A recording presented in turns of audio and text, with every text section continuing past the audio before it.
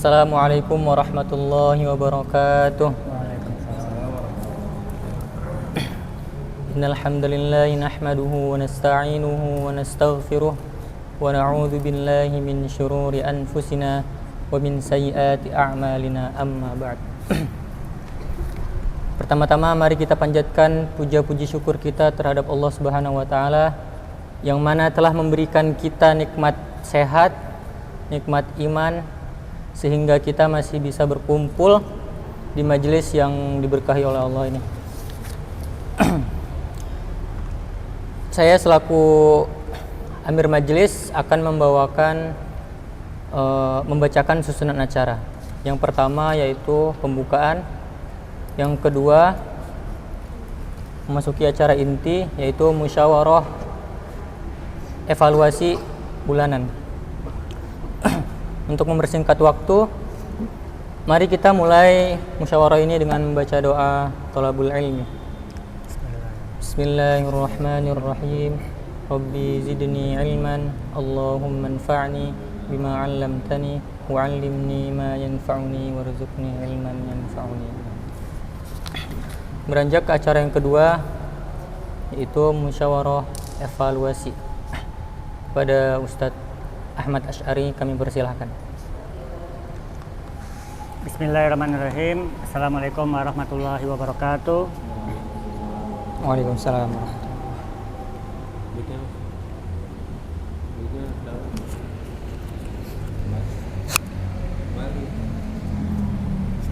Baliknya kenapa?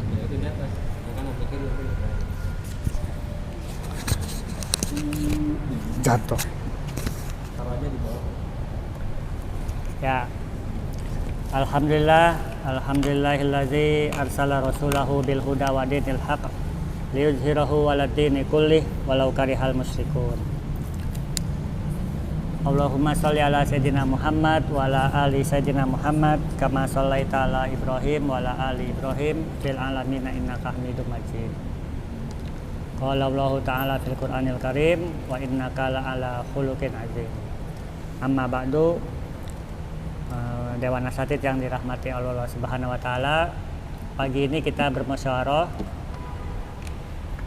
dan juga evaluasi mengenai kegiatan KBM Tahfidz yang selama ini sudah berlangsung. Nah, sebelumnya saya ingin menyampaikan dulu sebagai pelajaran buat kita semua ya, terutama untuk saya pribadi dan juga untuk semua rekan-rekan Dewan Asatidz, agar kita sama-sama belajar, terutama bagaimana kita sebagai seorang pendidik ya, bagaimana kita mendidik anak-anak kita sesuai dengan tuntunan Rasulullah SAW. Nah, ini buku di hadapan saya ini, judul bukunya Tarbiyatul Aulad fil Islam, Pendidikan Anak dalam Islam, karangan Dr. Abdullah Nasih Ulwan.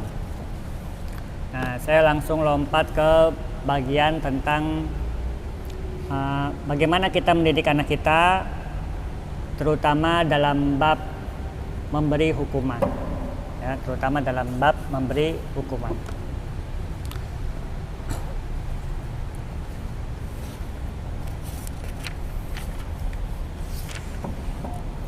Dalam buku ini dijelaskan bahwa hukuman itu diterapkan oleh pendidik ya, guru, asatidz, dosen, baik di rumah atau di sekolah atau di tempat mana saja, tentu berbeda-beda secara kuantitas, kualitas, dan cara hukumannya. Jadi hukuman yang diberikan itu berbeda-beda secara kualitas ya, keras, lembut, secara kuantitas sekali, dua kali, dan juga caranya itu harus berbeda-beda karena tidak semua murid itu harus diperlakukan sama, tergantung siapa yang kita hadapi, bagaimana karakternya, bagaimana tingkat kesalahannya, dan seterusnya. Nah, di buku ini dijelaskan supaya menjadi panduan bagi kita ketika kita harus memberi hukuman kepada anak didik kita.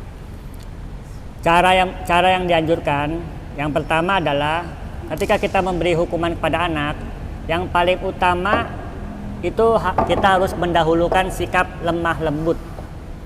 Sikap lemah lembut. Nah, dalilnya sabda Nabi SAW, alimu wala tu'annifu fa innal muallim khairum minal mu'annif. Ajarkanlah, ya, wala tu'annifu, jangan membuat takut. Karena orang yang mengajar itu lebih baik daripada bertindak kasar. Nah, dari hadis ini ada pelajaran buat kita bahwa kita harus memperlakukan anak kita baik saat mengajar ataupun saat memberi hukuman dengan dasar lemah lembut kita kepada anak kita. Jadi kita mengajarkan dengan lemah lembut, mendidik dengan lemah lembut, dan menghukum pun pertimbangan utamanya adalah karena kita sayang kepada anak didik kita, bukan karena pertimbangan benci, bukan karena pertimbangan marah dan seterusnya. Jadi karakter pendidik itu ya dia harus bersikap lemah lembut kepada anak didik. Nah, yang kedua, ini masih tentang hukuman ya. Ketika kita memberi hukuman kepada anak, kita harus memperhatikan karakter anak yang akan kita beri hukum, yang akan kita beri hukuman. Karena anak-anak itu punya kecerdasan yang berbeda-beda, tingkat kecerdasan yang berbeda-beda, mempunyai respon yang berbeda-beda, mempunyai watak yang berbeda-beda. Antara satu anak dengan anak yang lain itu wataknya tidak sama, pasti beda-beda.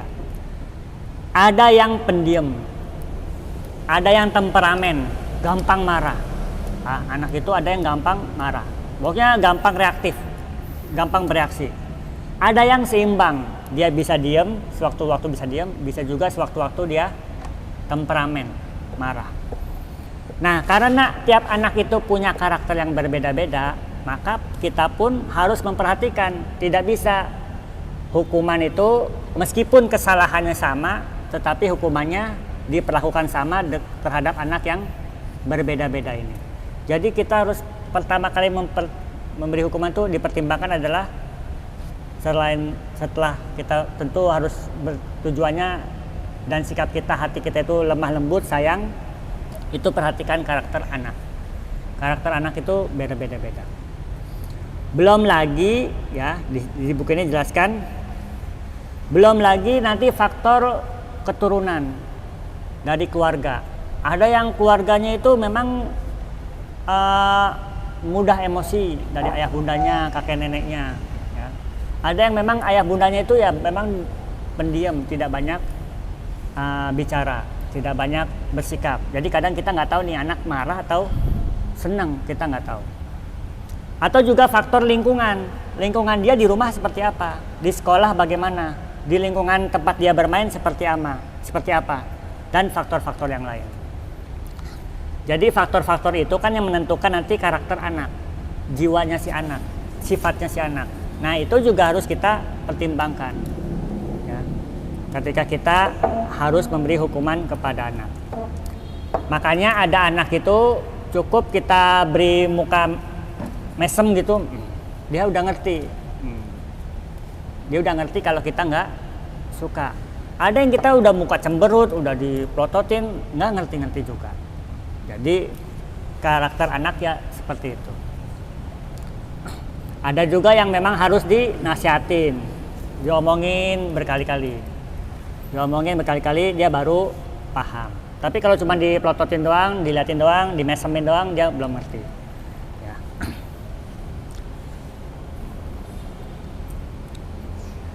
Nah, kemudian di sini diungkapkan bagaimana kalau memang harus memberi hukuman berupa pukulan. Nah, menurut ahli pendidikan Islam itu seperti Ibnu Sina, Al-Abdari, dan Ibnu Khaldun berpendapat bahwa pendidik itu, guru itu boleh memberi hukuman berupa fisik kalau dalam kondisi terpaksa. Jadi kalau memang terpaksa, ya itu boleh memberi hukuman. Tapi ingat, garis bawahin, hukuman memukul itu dalam kondisi terpaksa. Jadi bukan tahap awal, bukan tahap awal.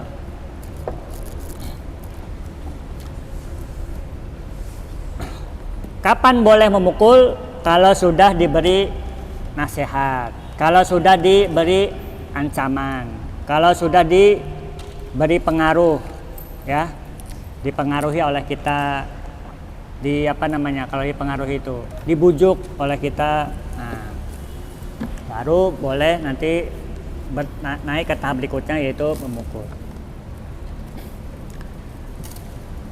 Kenapa memukul itu merupakan kebolehan tapi dalam kondisi terpaksa? Nah, Ibnu Khaldun mengingatkan dalam bukunya Muqaddimah itu, kalau kita keras terhadap anak, ya, bukannya dia akan menjadi lembut, tapi justru akan membuat anak menjadi lemah dan penakut serta lari dari kesulitan hidup. Jadi justru kata Ibnu Khaldun, kalau kita sering menghukum anak dengan fisik, itu bukannya anak jadi tunduk dan patuh, tetapi justru anak itu makin lemah dan takut serta lari dari kesulitan hidup. Karena apa dia lari dari kesulitan hidup? Karena alasannya dia takut dihukum, takut dipukul. Nah, siapa saja para pendidik yang keras dan memaksa, baik dari kalangan pelajar, budak maupun pelayan, maka maksudnya siapa saja yang dididik, ya, dengan keras dan memaksa, baik itu dari kalangan pelajar, budak maupun pelayan, ya. Jadi kalau kita punya murid, mau punya pelayan, asisten rumah tangga, ataupun punya budak, misalkan di zaman Rasulullah dulu, para sahabat, kalau sekarang tidak ada, ya. Tapi dengan dididiknya dengan keras dan paksaan, maka akan membuat anak didik kita itu merasa sempit, hilang semangatnya, menjadi malas, dan terdorong untuk berbohong. Kenapa hal semua itu dilakukan? Karena takut dihukum. Jadi yang dia lakukan itu karena keterpaksaan. Jadinya sebenarnya dia malas. Bahkan cenderung berbohong. Kenapa berbohong? Supaya tidak dihukum. Nah, itu yang kedua, ya. Yang pertama, kita guru itu asatid harus mengutamakan lemah lembut, rahmat, kasih sayang terhadap anak didik. Yang kedua, itu kita memperhatikan karakter anak. Yang ketiga, memberi hukuman secara bertahap. Memberi hukuman kepada anak itu harus secara bertahap, dari yang ringan sampai yang keras. Jadi tidak langsung kepada tahap yang keras. Dan kita harus paham tadi, seperti yang diungkapkan, bahwa memberi hukuman fisik itu boleh dalam keadaan terpaksa. Artinya ketika semua usaha telah diberikan, ya, itu baru boleh memberi hukuman memukul. Nah, menurut Imam Al-Ghazali, para pendidik itu, guru itu diibaratkan seperti dokter. Diibaratkan seperti dokter. Dokter itu tidak boleh mengobati semua pasien yang sakit dengan cara pengobatan yang sama. Jadi semua orang sakit diobati dengan cara pengobatan yang sama. Itu tidak boleh seperti itu. Nah, sama seperti kita, pendidik, asatid, kata Imam Al-Ghazali, ya seperti dokter. Tidak boleh memberi obat atau mengobati dengan kadar yang sama, dengan cara yang sama terhadap semua orang sakit. Karena kalau kita melakukan itu, diberi kadar yang sama, diberi tahapan yang sama, maka akibatnya akan fatal. Bukannya tambah sembuh, malah tambah sakit. Bukannya si anak tambah menjadi lebih baik, tetapi malah anak bertambah melenceng jauh dari panduan atau yang seharusnya dia lakukan. Nah, ini juga berarti bahwa kembali ke bagian yang kedua, anak didik itu, murid itu harus diperlakukan sesuai dengan karakter anak. Bagaimana kita mengetahui karakter anak atau tahapan memberi hukuman itu, bagaimana caranya kita tahu? Tahapnya seperti apa? Kita harus cari tahu dulu apa penyebab anak itu melakukan kesalahan. Jadi jangan ujuk-ujuk kita itu, meskipun jelas-jelas salah, langsung diujuk-ujuk dihukum, ya tidak seperti itu. Di buku ini dijelaskan bahwa harus dicari terlebih dahulu penyebab anak melakukan kesalahan tersebut. Barangkali memang dia memang mau tak mau harus melakukan kesalahan. Seperti kisah yang masyhur Khalifah Umar bin Khattab ketika menangkap pencuri unta yang dihukum. Apakah pencuri untanya dihukum? Tidak, karena memang sang majikannya tidak memberi gaji sesuai perjanjian. Ya. Jadi bisa jadi dia melakukan kesalahan memang karena memang alasannya dibenarkan. Jadi kita harus tahu dulu kenapa dia melakukan kesalahan. Apa mungkin karena tidak bisa tidur, atau mungkin karena dia sakit baru sembuh, atau karena memang faktor-faktor yang lain. Nah, kemudian memperhatikan usia anak didik kita usia berapa, sehingga kita bisa mengetahui karakter anak ini seperti apa.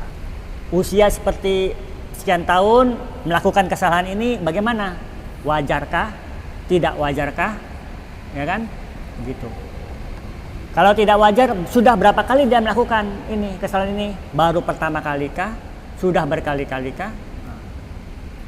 Mengapa dia melakukan kesalahan ini? Barangkali dia tidak tahu kalau ini memang salah.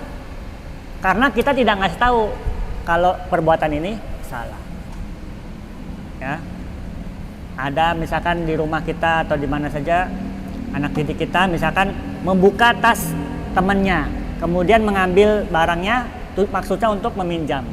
Menurut kita mungkin salah, tapi kalau menurut anak didik kita mungkin tidak salah, karena menurut dia ini ya tidak apa-apa, teman saya. Jadi kita harus memberitahu kepada anak didik kita, kalau menurut kita itu salah, kita kasih tahu itu salah. Jadi akhirnya nanti ke depannya